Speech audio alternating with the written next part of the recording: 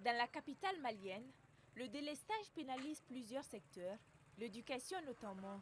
Nous sommes à la FAST, la faculté des sciences et techniques de Bamako. Il est 9h et, fait rare, les salles sont éclairées. Il assure que le délestage apporte beaucoup de désagréments, entraînant suspension des cours et programmes en retard. Imaginez-vous, hein, un grand amphi de plus de 500 étudiants. Est-ce que la voix d'un ancien peut résonner jusqu'à ce que tout le monde puisse comprendre ce qu'il dit? Aussi, les ventilations ne marchent pas, les clim ne marchent pas, c'est la sueur.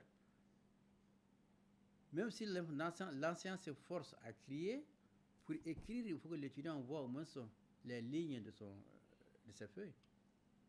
C'est l'obscurité. C'est pour dire vraiment que le délestage est vraiment un frein, en train de mettre un frein au déroulement normal de nos cours, aussi bien théoriques, donc magistraux, que pratiques. Dans le campus, d'abord, ils sont dans l'obscurité, nuit et jour. Or, ils sont appelés à apprendre leurs leçons. Dans l'obscurité, quelles leçons apprendre? Ils ne peuvent pas se préparer du jour au jour pour les cours. Ici, les cours sont dispensés de 7h à 20h.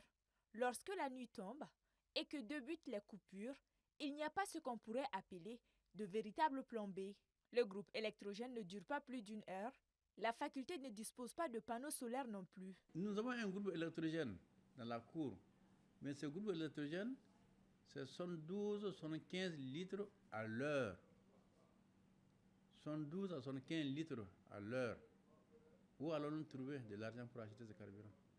Un mécontentement que partagent les enseignants qui se retrouvent souvent à enseigner sans micro, sans lumière, sans projecteur, à plus de 500 étudiants. Le professeur Diarra était tout heureux de dispenser son cours sans coupure d'électricité ce matin.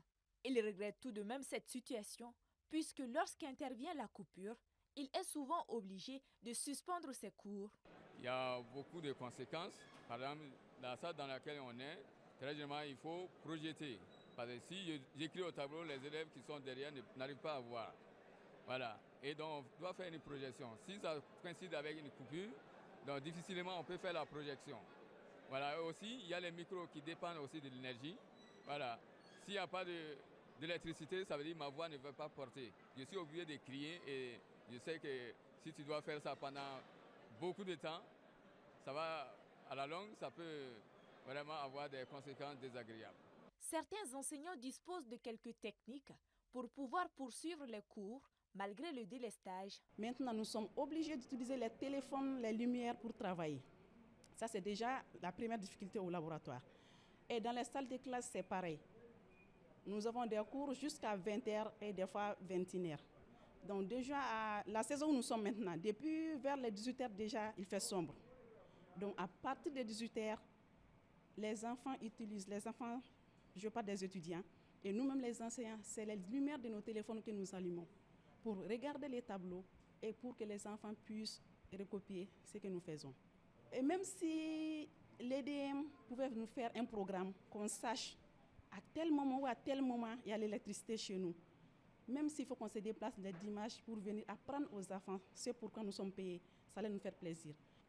Et nous pensons que l'administration scolaire et les hautes autorités peuvent avoir une solution pour nous. C'est peut-être mettre dans les salles de TP et dans les salles de TD les ampoules intelligentes après la coupure où on peut avoir une indépendance d'au moins 1 heure pour pouvoir continuer.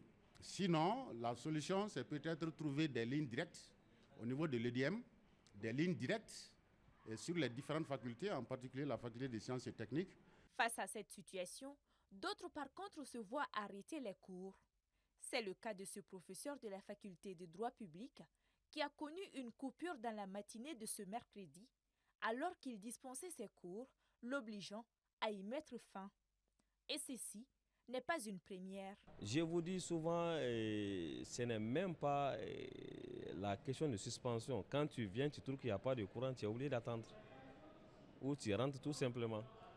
Voilà. Hier, c'était le cas. Je suis arrivé, il n'y avait pas de courant. Et lorsqu'il n'y avait pas de courant, qu'est-ce que je fais? Soit je patiente, et si les étudiants ne patientent pas comme moi, on est obligé de rentrer. Voilà. Parce que ce n'est pas tenable, comme je vous l'ai dit, sans électricité.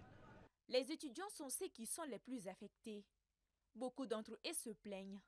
Ni courant tigɛra an bɛ ɲɔgɔn lamɛn an tɛ ɲɔgɔn mɛn quoi mɛtiri bɛ jɔ ɲɛfɛ anw bɛ sigi fo kɔfɛ parce que n'i nana place tɛ mɔgɔ la i nana retard la dɔrɔn i bɛ sigi kɔfɛ bɛɛ tɛ se ka sigi ɲɛfɛ jama ka ca an mɔgɔ min bɛ classe kɔnɔ an ka ca ni mɔgɔ 100 ye bon mɔgɔ kelen mankan kumakan t'a bɔ ni micro t'a la. waati bɛ an bɛ wari sara ka bɔ so an bɛna kalan kɛ bon tiɲɛna an bɛna sɔrɔ courant tigɛra bon an ka ca classe kɔnɔ quoi ni courant tɛ yen dɔrɔn an se ka kalan kɛ. Bon, ici, dès qu'il est 16h, il y a l'obscurité dans la cour. Il y a l'insécurité, il y a l'obscurité, on n'arrive pas à travailler, il n'y a pas d'électricité. À la maison, c'est pareil.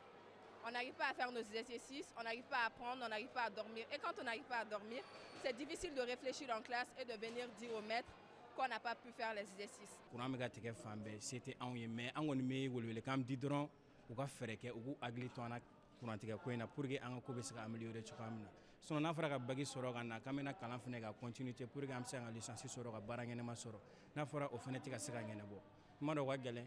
Les doléances demeurent les mêmes pour tous les profils interrogés. Ils veulent que le problème soit très rapidement résolu.